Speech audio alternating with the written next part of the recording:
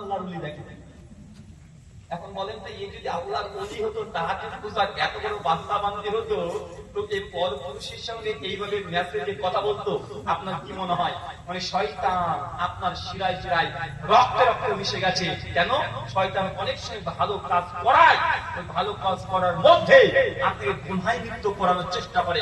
তার জন্য আপনাকে আগে বলেছি, গুনাহ থেকে, পাপ থেকে বাঁচার প্রথম যে গুনাহকে গুনাহ স্বীকার করা।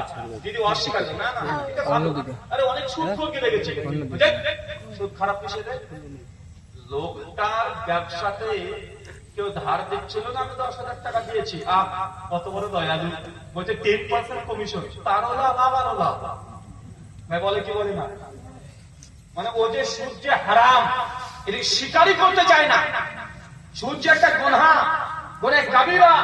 সুনান তিরমিজির 2544 নম্বর হাদিস, বলেছেন কেউ যদি জেনে বুঝে 1 টাকা সুদ খায়, মায়ের সঙ্গে জেনা করে যে পাপ, আপনি একাই সে পাপ করছেন। এত বড় পাপকে তার যুক্তি দিয়ে সে প্রমাণ করতে চাচ্ছে সুদ জিনিসটা আসলে উপকারী, মানুষের কল্যাণের জন্য দিচ্ছে, অথচ কোরআন সুন্নাহর আলোকে সুদ একদম 100% এটা হারাম, এটা নিষিদ্ধ। এটা যদি অর্থনীতি নিয়ে আলোচনা করতে হয়, তাহলে সুদ কেন যে হারাম এটা প্রমাণ করা সম্ভব। চলেন এক নজরে আপনাকে আমি কয়েকটা কথা বলে দিই। গোটা বিশ্ব জগতে অর্থনীতি চলে মাত্র 3টে। কয়েকটা? একটা ক্যাপিটালিজম, যেটা পুঁজিবাদী অর্থনীতি, যেটা গোটা বিশ্ব জগতে এখন চলছে একদম ইন্ডিয়া সহ। আর একটা আছে সমাজনীতি অর্থ ব্যবস্থা, যেটা একটা সময় ছিল, এখন আর চলে না, ওটা বাতিল হয়ে গেছে।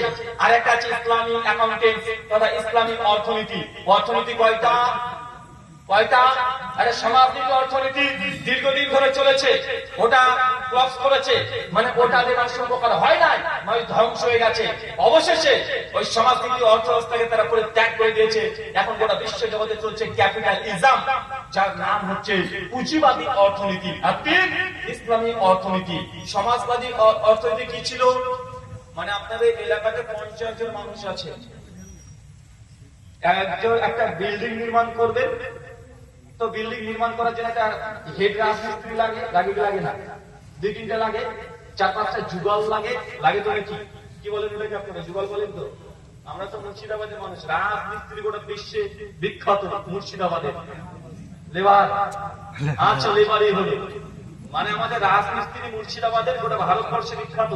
আমরা এখান থেকে যদি একদম ভারতের শেষ প্রান্তে চলে যাই, বলবে দাদা বাড়ি কোথায়? তো মুর্শিদাবাদ। হ্যাঁ মুর্শিদাবাদ, আরে আমাদের বাড়ি তৈরি করে দিয়েছে, মানে গল্প করে ও বলে আমাদেরও 36 ইঞ্চি, ওটা একদম মোদিজির মতো 56 হয়ে যায়।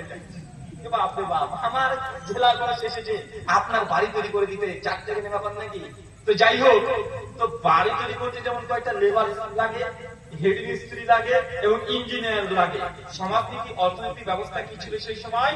যে একটা বিল্ডিং তৈরি করতে যদি 50টা লেবার লাগে, আর যদি 10টা যদি হেড মিস্ত্রি লাগে, আর 2টা যদি ইঞ্জিনিয়ার লাগে, এই গোটা বাড়ি তৈরি করার পরে যে টাকা মালিকের কাছ থেকে পাচ্ছে, মানে বিনিময় হিসাবে তাদের প্রত্যেককে সমানভাবে ভাগ করে দেওয়া হবে।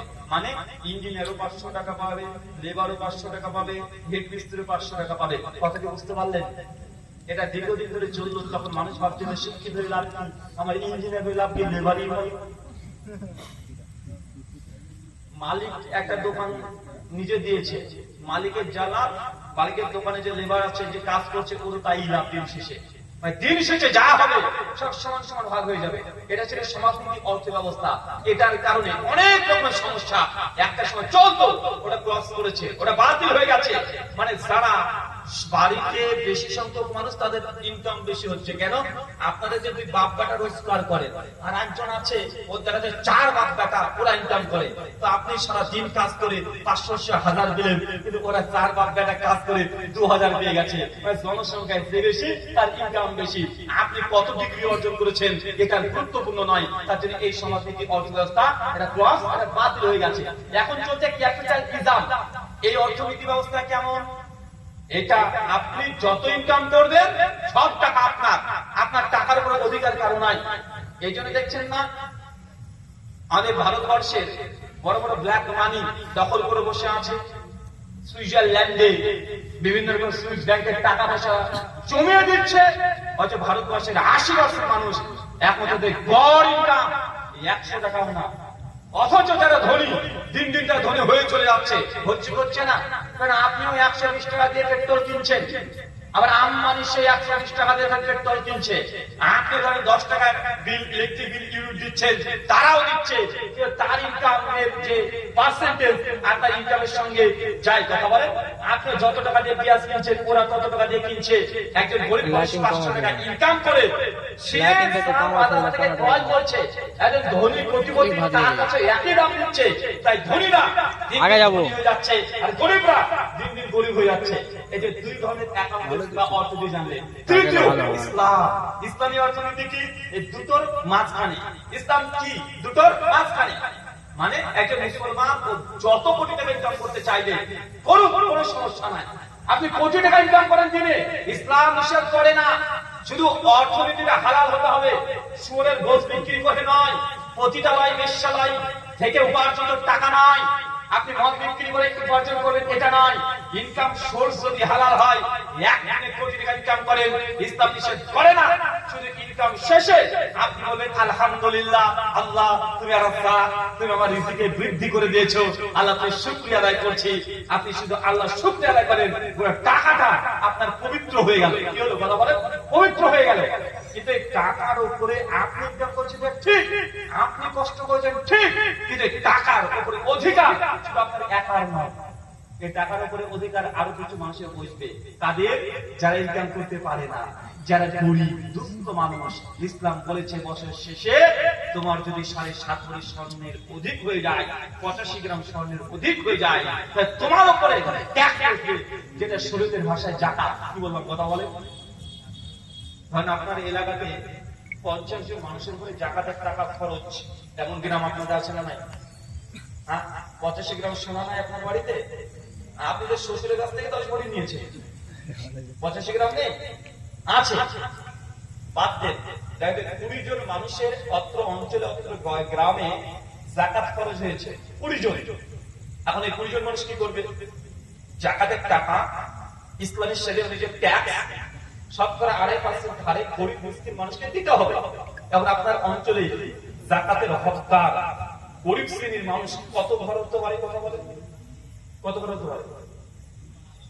2-5 ঘর।